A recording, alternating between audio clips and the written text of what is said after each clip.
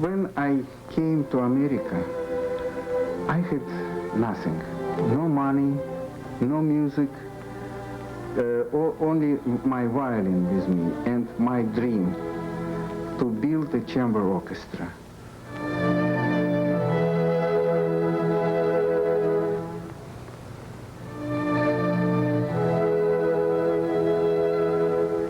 To describe our feelings, what freedom is for us and what we love so much in this country, we cannot explain it as much in words as in feelings. And to feel that what freedom is, you have to know what unfreedom is, and that we knew very well. What are the things about Russia that you miss the most? Just few friends. That's it.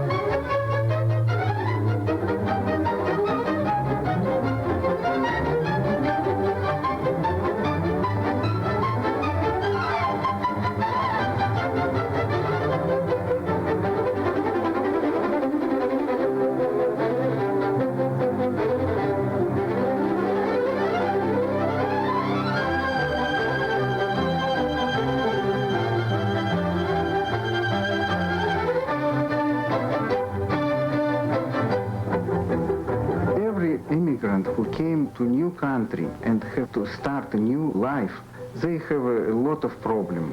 Language, different culture, completely different life.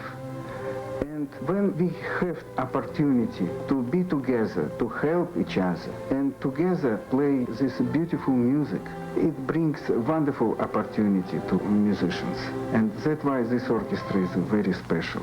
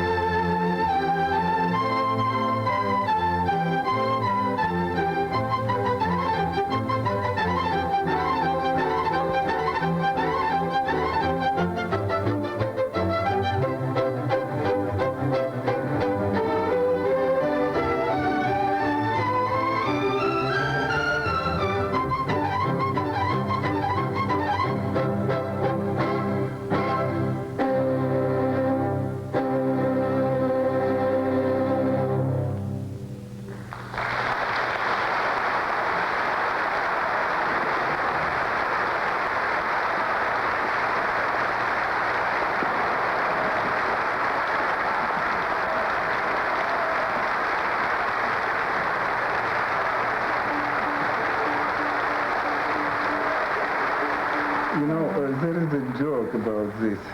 Like one man applied for immigration, and he was invited to a person from government, and this person asked him, why you would like to immigrate? Maybe you have some complaints, you know, maybe apartment is not good, so we can change.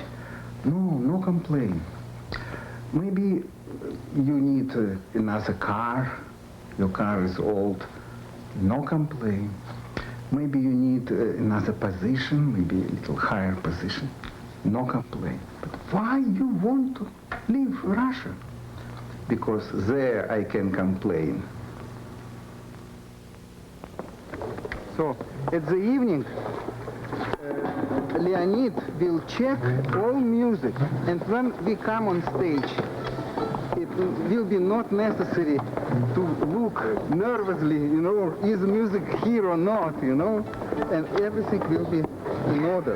The start of Soviet Emigreè Orchestra was very interesting. When I came from Russia, I already had this idea, because Russian school of playing is very special, and also we have a common fate. We have to leave country, we have to give up everything to get together and play music.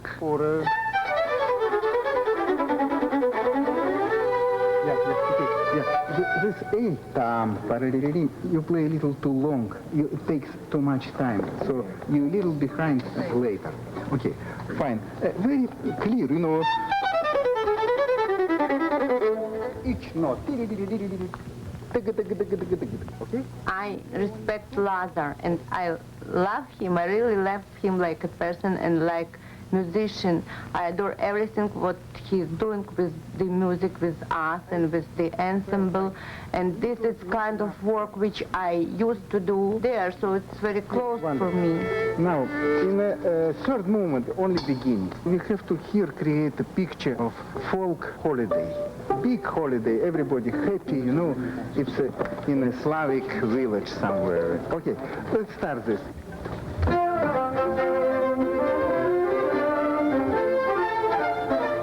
He makes beautiful music because he can explain beautifully by some pictures which express what he wants from us.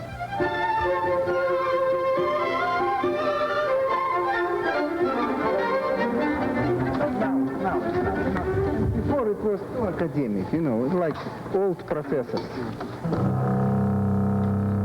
What part of Russia are you from? River Street, Patterson. How did you come to be a member of the Soviet Emigreè Orchestra? I auditioned, actually, when it first started. And Lazar and I hit it off. We played duets together. If I, you know, would have in mind to have only Russians in orchestra, I better stay in Russia. But here we have a wonderful American musicians, and I'm very happy that it's happened because we found great joy to work together, and we have no problem because we have such a wonderful common language like music.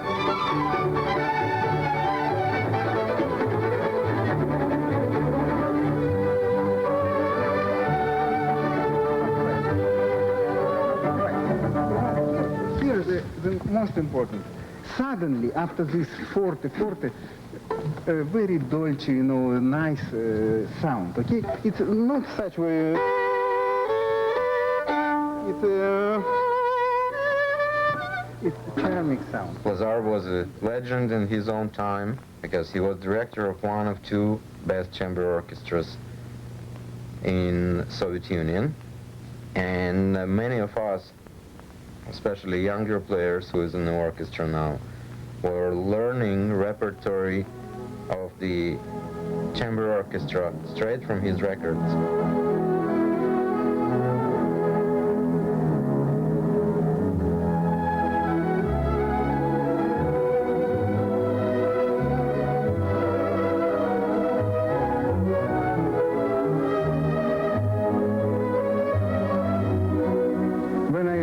My life, I always hear music. And when I was 7 years old, my mother brought me to a very special musical school for gifted children, which belonged to Moscow Conservatory. This school was a real great place to get a musical education. After I graduated the school, I organized quartet. We had some singers, and a group of 9 people was sent to front to play for heroes who fight with Nazis.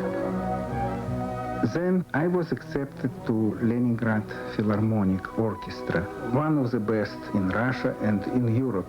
With this orchestra, we traveled a lot. I've been in America, Japan, and Europe, almost in every country. In 1961, I was elected to be a music director of Leningrad Chamber Orchestra. In a few years, this orchestra became very popular, and each concert became a big event in musical life. Some very good composers wrote special music for this chamber orchestra. We played Shostakovich's 14th Symphony. It was a very memorable concert, and he was very happy. I remember when was it these terrible articles in which they wrote that Shostakovich and Prokofiev and Khachaturian, they almost enemy of people. So, and everybody gets afraid because if such a great composers enemies, so everybody should be, you know, very careful with how to express themselves.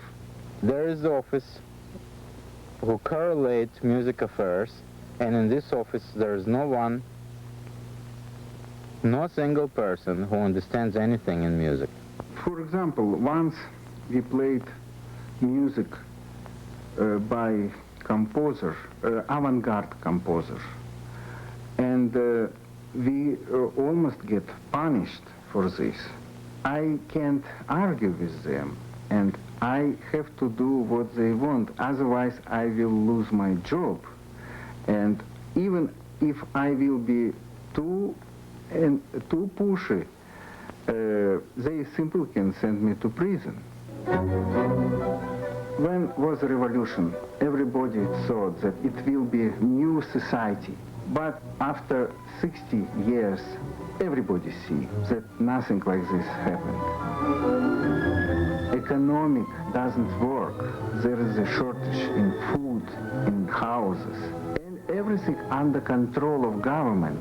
People can't express themselves in music, in books, and we know that millions of people were killed through these years. And this makes whole life like you have to lie, and at least you have to have two faces, one for yourself and another official face. So I made a decision to leave the country and emigrate from Russia. Can you do one? Tam, pam, pam. Yeah, can you do? Yeah, can you? Okay? 3, 4.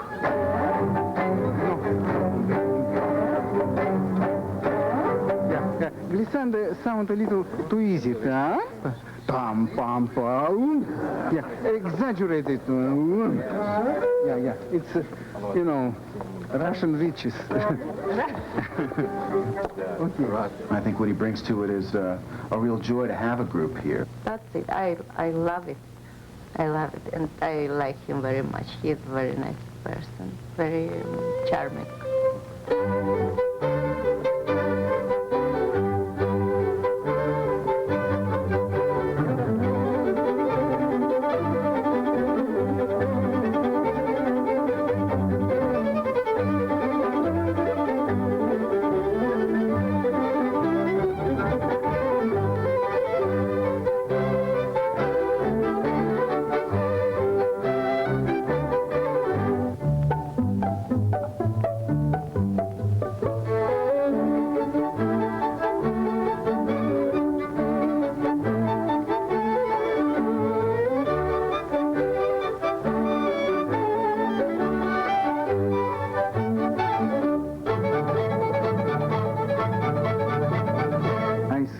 For musicians, it's very important to have this orchestra, because they can play music and express themselves without any pressure from government, without censorship.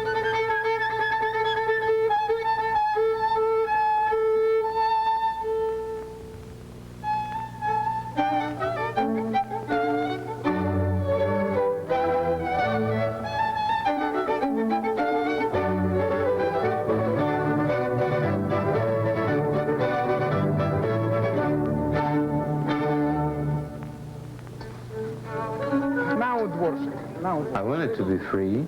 It sounds quite banal, but that's the main reason.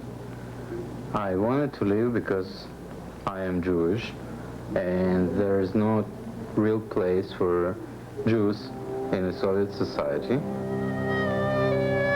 I believed in the system very much in my teens, and then came this shock of understanding that I'm not part of everyday life of the country. I was discussing things with a group of people I went to school together, and at some point I was told that I'm not a part of it, that all those changes is not my concern. I was about 17 years old then, and I was very idealistic at the time. This brought me down to earth, made me to understand that it's not really my country.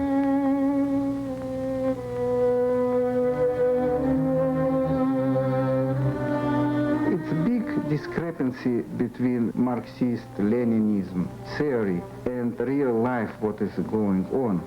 According to theory, everybody has the same rights, but you have to blame somebody for all struggles, all difficulties. And it's old medicine to blame Jewish people for this. And Russian government often use this medicine. As we know today, it's not necessary to go to the temple to worship your God. So all of us religious to this extent or that extent, but the freedom, I think, is the most important religion in today's world.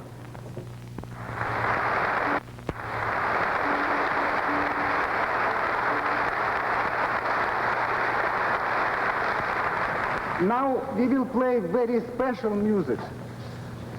Shostakovich, during this music, tell us about life in Russia.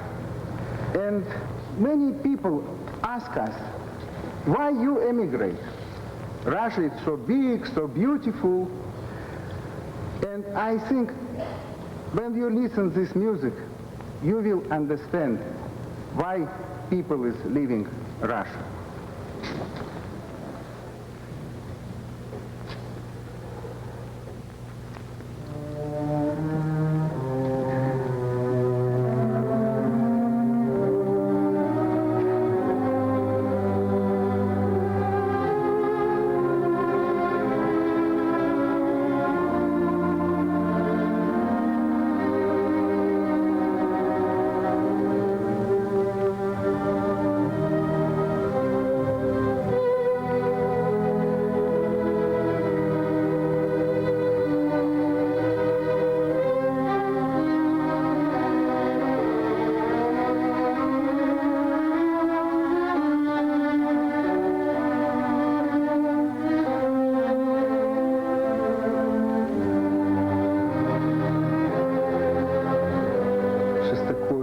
Showed a terrible picture of killing millions of people during the years of Stalin terror. Innocent people.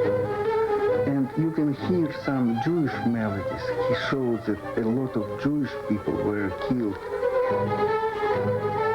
People is running around, they don't know what to do, they crying.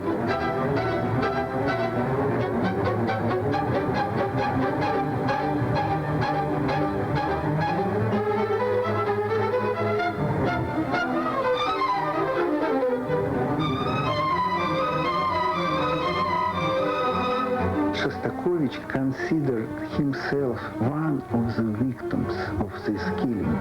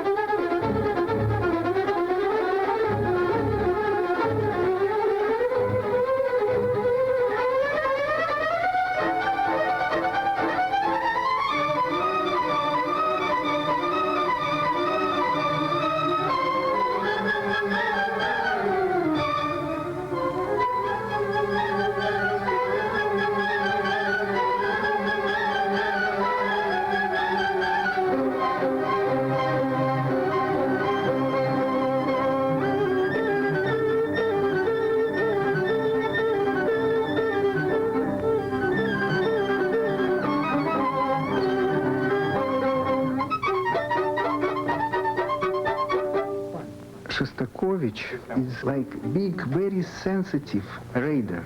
He felt and describes feelings of millions of people. He finds what is important to write about in our time. It's very difficult to put just in words what music does.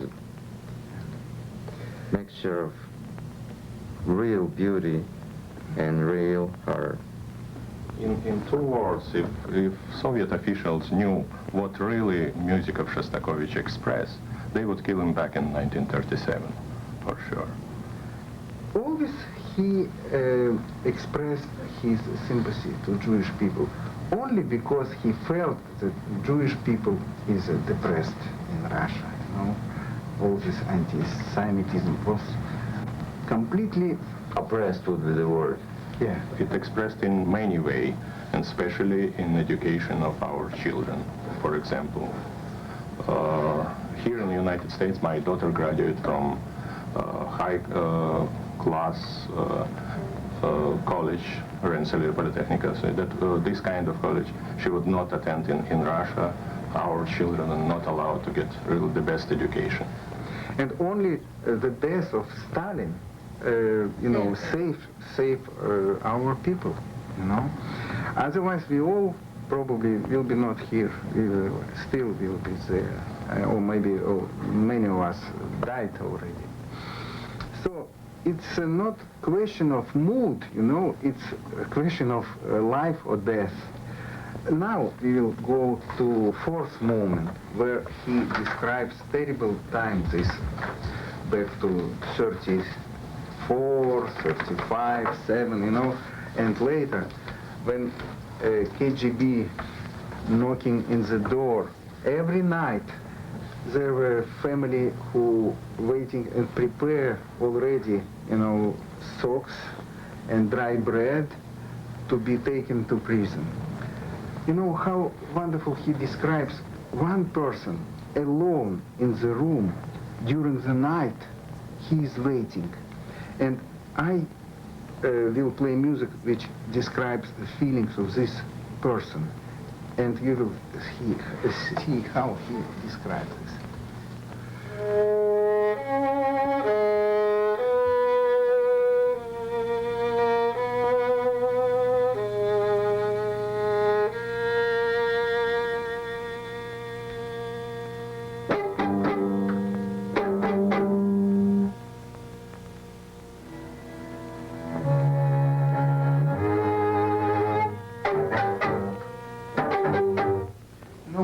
I think these notes should be a little more energetic, you know, because these people, KGB people, they have, you know, it's really truth.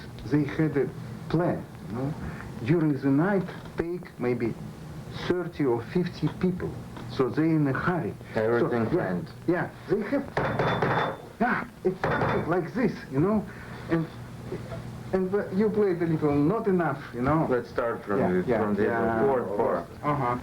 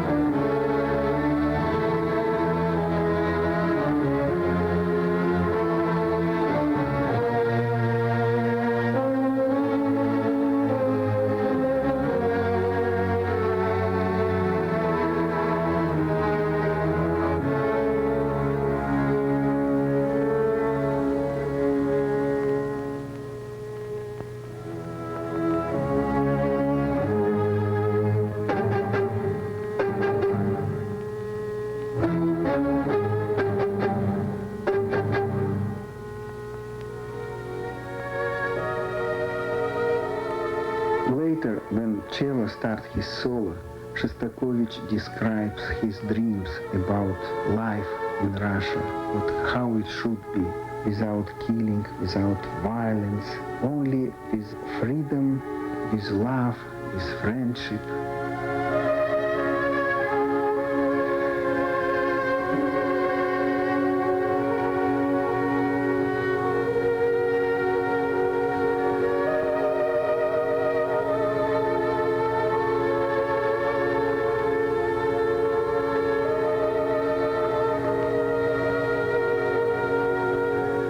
And suddenly KGB again knocks on the door and crashing all his dreams.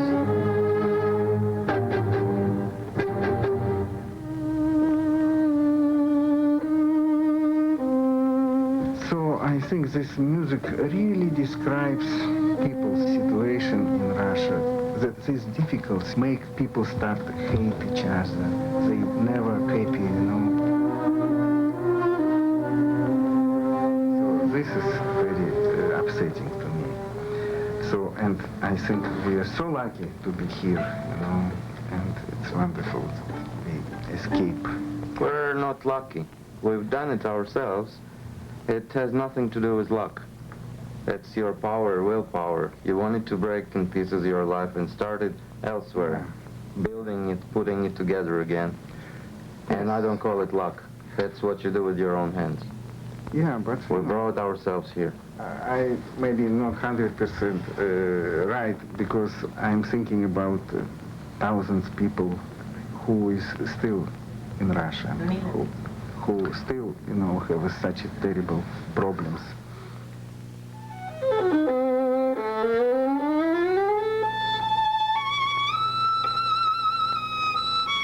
Immigration process is a very difficult, very hard, because we have to give up everything.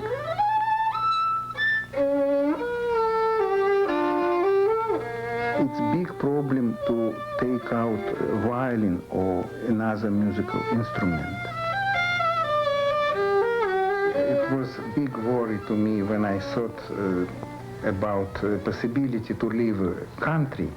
Yes, because of is the a violin. You know, I haven't slept nights thinking how to get my violin with me.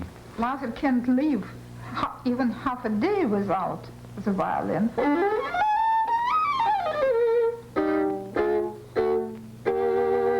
I bought my violin many years ago, and I paid a lot of money for this. And now I have to bring this violin to special committee for appraisal. And if the value of this violin not very high, you have to buy this violin second time. And I understood if I will go to special committee, it will be a disaster. They will not allow it. So we made a plan. I had, even we were married for many, many years, I kept my maiden last name. And I decided